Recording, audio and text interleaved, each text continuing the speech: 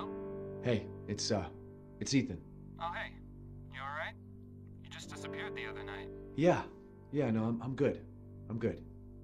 It's Mia. She's not dead, she's alive. She's back. They found her? How? What happened? I don't know. Look, I don't know how, but she's back. She's back somehow. Maybe it's a prank, but she wants me to come and get her. Where is she? Dulvey, Louisiana. Dude, it's been 3 years. I know, but what if it is her? I have to find out what happened. Hello once again, players of good video games. My name is Nick Pell and this is my review of Resident Evil 7 Biohazard. Now, Resident Evil has become one of those franchises which you either love or you hate, based on the last 3 games in the series. Resident Evil 4 was the big high point of the series, with Leon Kennedy going to save the President's daughter, and then 5 and 6 kind of derailed into more of an action shooter game instead of a horror genre. Resident Evil 7, however, decides to try to be inspired more by the roots of the original series, become more survival, horror, be first person, and did it work out for it? Let's talk about it. Welcome to the family, son.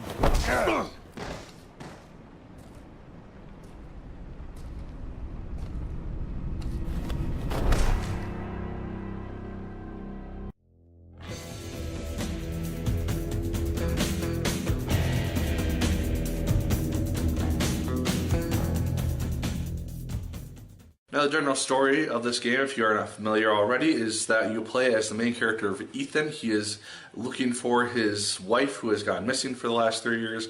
He comes across a video recording of her showing that she is alive. He hunts her down, comes to the Baker estate, and lots of horrors await him within those walls. Now, the game does open up very, very well in its first hour because it starts off with pretty much a boss fight and just engrosses you into the atmosphere of this game, which is extremely creepy a lot of times.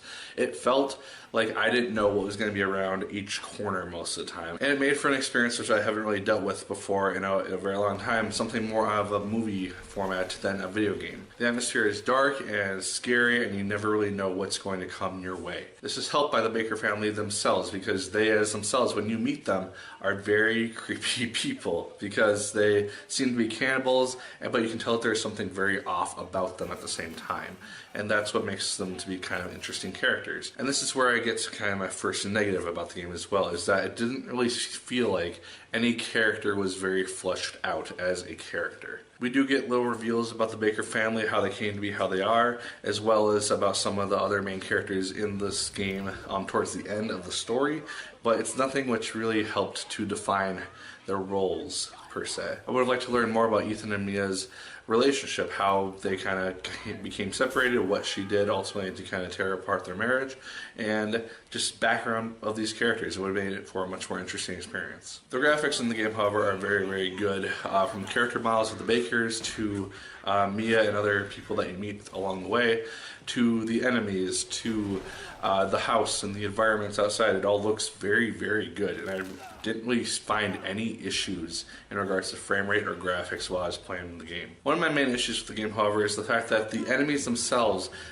ultimately don't really seem necessary outside of the boss fights. They don't provide any source of experience, they don't drop any items which will help you in later confrontations. They just seem to be obstacles which get to be kind of annoying and which you can ultimately just run by without any real consequence, unless you're going towards a locked door, which then you're trapped. So ultimately, when you have about 5 or 6 enemies coming at you, it made more sense to try to figure out how to avoid them completely than trying to manage ammo and equipment and taking them out in a fashion which could reward you with more ammo.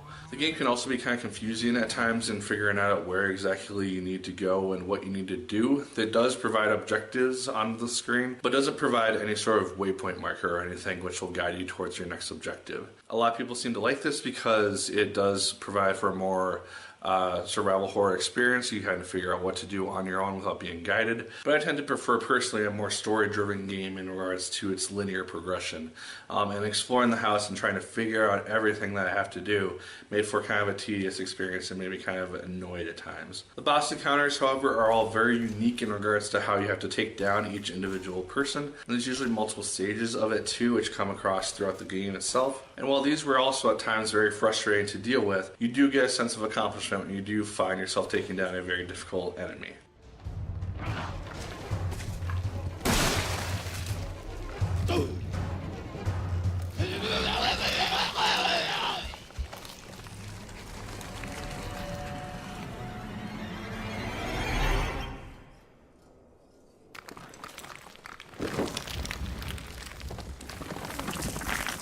fucking stay dead, okay?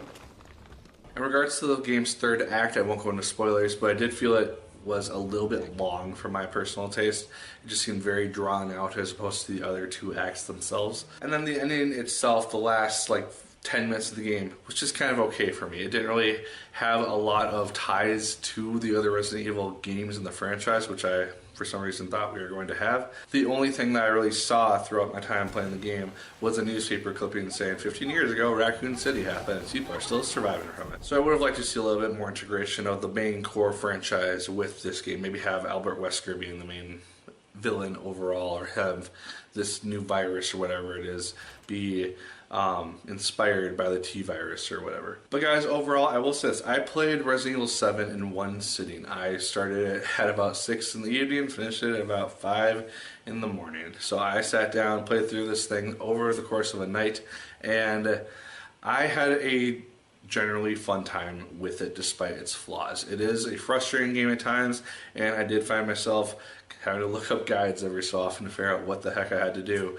But overall, I did have a fun time with the game itself. I think it is definitely an improvement over 6 for sure. I don't know about 5. I enjoyed 5 for what it was. But I am very excited to see where this franchise goes from here, if they incorporate Ethan as now a new main character of the franchise, or if this is just kind of more of a one-off and just a test run to see how survival horror works for this new audience. But guys, those are my thoughts on Resident Evil 7. Let me know yours in the comments down below. Did you like it as much as I did? Did you hate it more than I did? Let me know. Like, favorite, comment, and subscribe once again if you so choose it. I appreciate it immensely.